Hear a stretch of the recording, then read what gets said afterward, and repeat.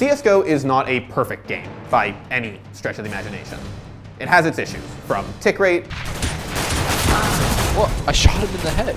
64 tick. To smurfing, This guy's definitely silver, bro. to toxicity. What the fuck? Before I fuck, get back in. Hey, fuck you, bro. Being bad, but yo, next time wear a shirt that fits you, you fat fuck. But none of these issues stack up to Counter-Strike's biggest problem: cheating. It's cheating! It's cheating! Clara! Not even one? No. Seriously? No.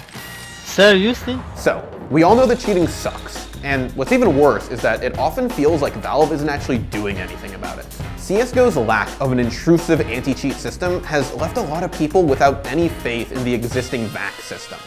See, CSGO is a really attractive game to cheat in, partly because of its snappy combat.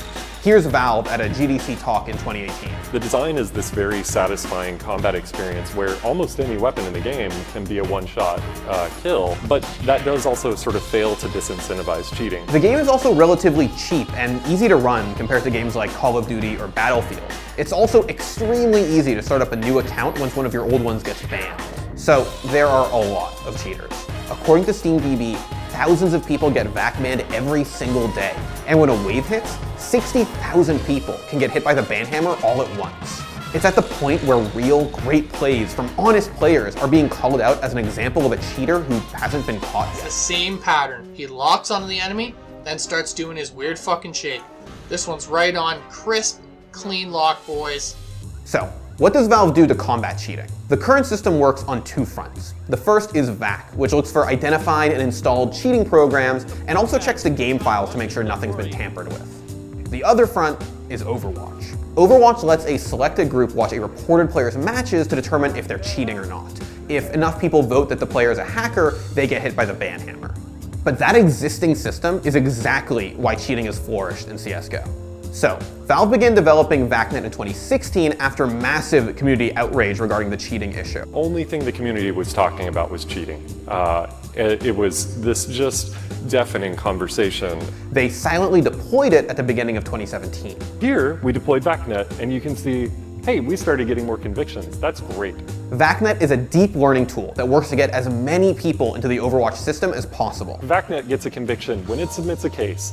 It convicts 80 to 95% of the time. Valve also developed a trust score system designed to put cheaters in matches with other cheaters. This makes sure that they play with each other while clean players play with other clean players. In theory, as VACnet gets rolling and more cheaters get banned, the game should feel more fair. That's because when those cheaters return to the game, they'll all be matched up against each other due to their trust score. But the issue is that the game's top players have already left Valve's matchmaking system. And while they'll be under VACnet's watchful eye, it all seems like too little too late. The community has found something of a solution to the cheating that runs rampant on Valve's official matchmaking servers. ESEA and FaZe offer third-party, pay-to-play servers with robust anti-cheat systems. FaZe even has a free version with a lot of the same benefits. Neither Valve nor ESEA or FaZe want to show their hands and reveal exactly how their anti-cheats work. Which makes sense. If no one knows how the anti-cheat works, then cheaters will never be able to beat it.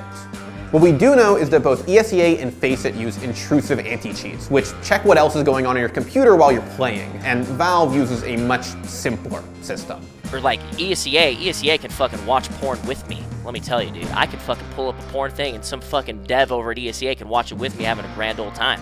It's very intrusive, so they have to let you know that it's very intrusive. They can tell you exactly what the fuck you're doing on your comp, homie. And that's not the only reason that CSGO players have switched over.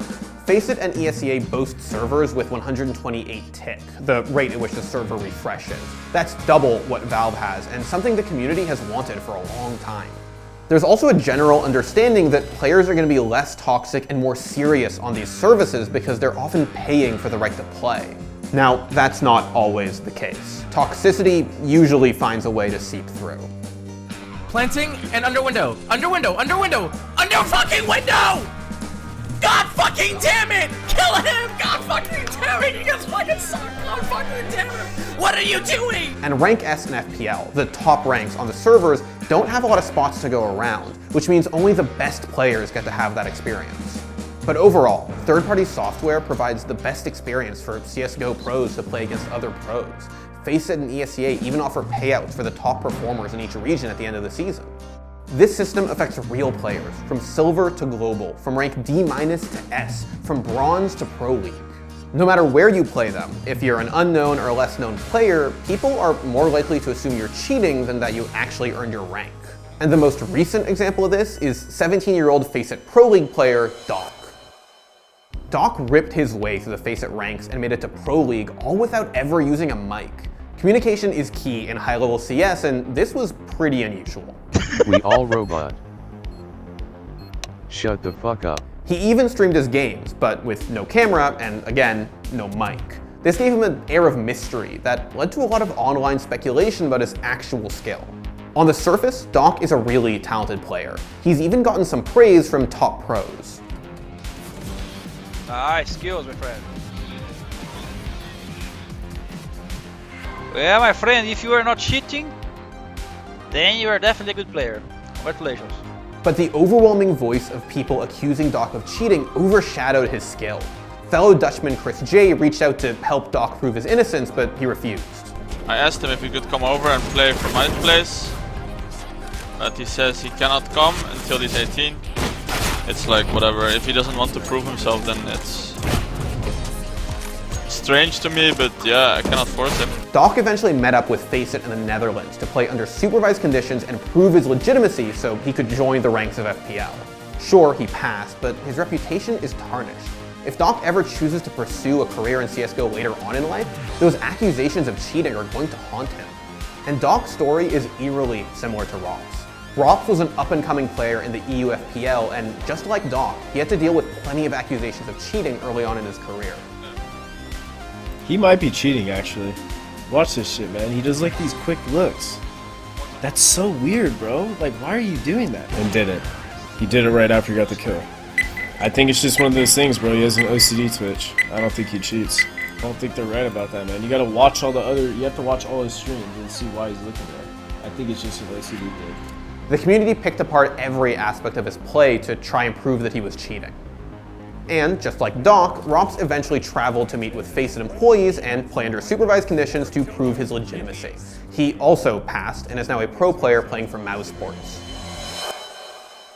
FaZe might trust their anti-cheat, but after years of dealing with cheaters running rampant on Valve's official matchmaking services, they don't trust anyone. The lack of pros on matchmaking is a unique problem to CSGO. League, Dota, Overwatch, all the major esports titles have pros in the highest echelons of their matchmaking servers.